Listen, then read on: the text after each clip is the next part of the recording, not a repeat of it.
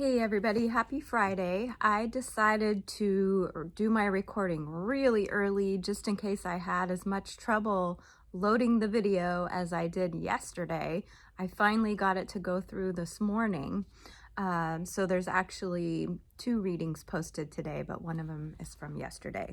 Today I'm reading our last Thanksgiving book because it's the last day before our week off and before Thanksgiving. This one is called Gus, the Pilgrim Turkey. It is written by Teresa Bateman and the illustrations are done by Ellen Joy Sasaki. Poor Gus, he looks a little scared right now. Gus loved being a turkey. He gobbled with friends, got to wear whatever he pleased, and was fed almost every time he turned around. Life was fabulous. He was young, so every day was a new adventure. In the spring, there were tasty young bugs everywhere. Gus looked stunning in his Easter hat. Summer was even better. He danced in the sprinkler wearing shorts with crazy patterns, and he loved the way the sun glinted off the farm pond. Now it was autumn. Gus wrapped a jaunty orange scarf around his neck. "I can't wait for winter," he gobbled to his friends. "I want to make snow turkeys and wear my new woolly cap. I even bought a tuxedo for New Year's Eve."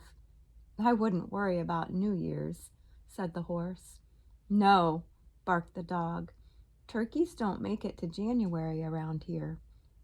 "Why not?" Gus asked.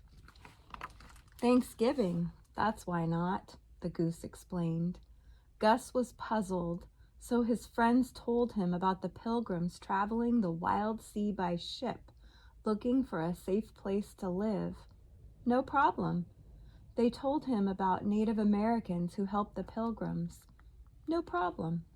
They told him about the big feast. No problem. "I love food," Gus reminded them. "So what's on the menu?" His friends told him. "Big problem." "No way!" Gus shouted.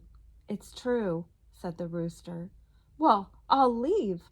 I'll just pack up and leave," Gus said. "And go where?" the horse asked. Gus looked up.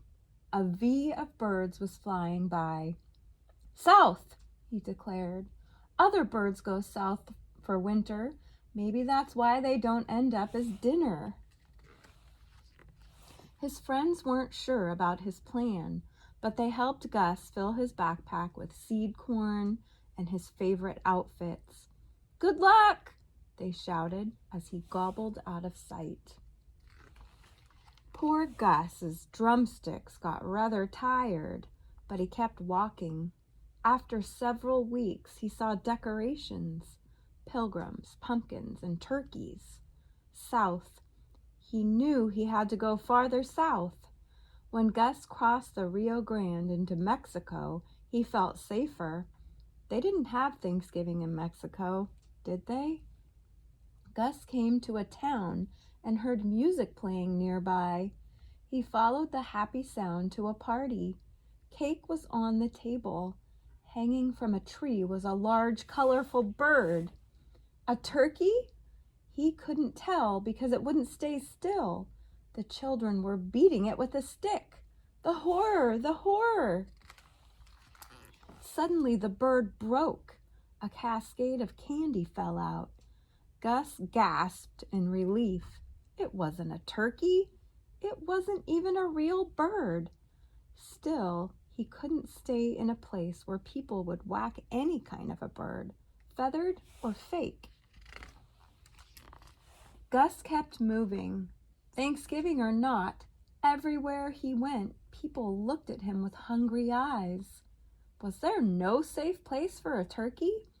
At last he grew so tired he couldn't walk anymore. And also everybody's looking at him and they're also licking their lips. So Gus found a ship heading south and tiptoed on board late one evening. There he goes. He hopped into a lifeboat and settled down for a long journey. He was safe. Whew! For the first few days, he enjoyed sailing. He even saw a whale.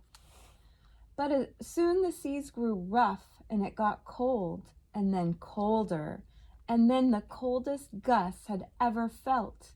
He tugged on his warm, woolly hat.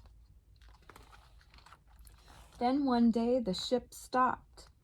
Gus poked his head out. The coast was clear. He ran to the rail and looked around. Snow, snow, and more snow. The ship was surrounded by snow and ice. Gus gobbled in astonishment. Unfortunately, someone heard him. "Hey, would you get a load of that?" said a man in a parka. "I can't believe it. It's Thanksgiving, and right on board we have a real live turkey, just in time for our Thanksgiving feast." Uh-oh. Gus grabbed his backpack and charged down the gangplank.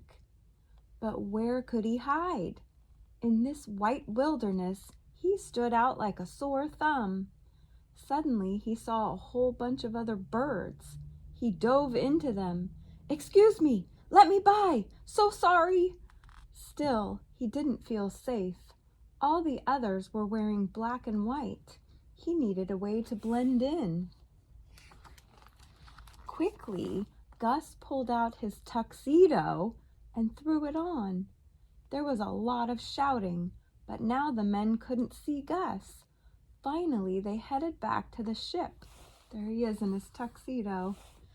"What was that about?" the other birds asked. "Who are you?" "I'm Gus," Gus explained, "and I've traveled for a long time trying to find a place where I can be safe." "Is a killer whale after you?" asked the nearest penguin. No, Gus replied. "It's nothing like that.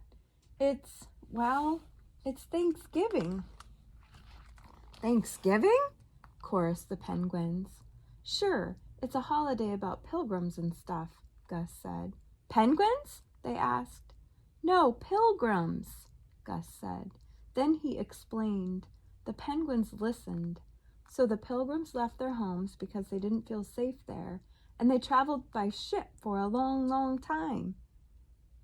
The penguin leader said. Gus nodded. All the penguins turned to eye the nearby ship. "Welcome, Pilgrim," the head penguin announced. "But I'm not a—" Gus began, and then he looked at the natives in this strange new home. They looked like they'd help him survive. "Maybe I am a pilgrim," Gus said at last. "I sure have a lot to be thankful for." "Then how about a feast?" asked his new friends. Gus grinned. "No problem." So they're feasting on fish and lobster and octopus. So he felt safe now because he wasn't going to be eaten. There's Gus the Pilgrim, turkey. And I hope you guys enjoyed the story. I hope you have a great week next week when you don't have to attend your online classes. And I will see you back here on November 30th. All right, take care, guys. Bye.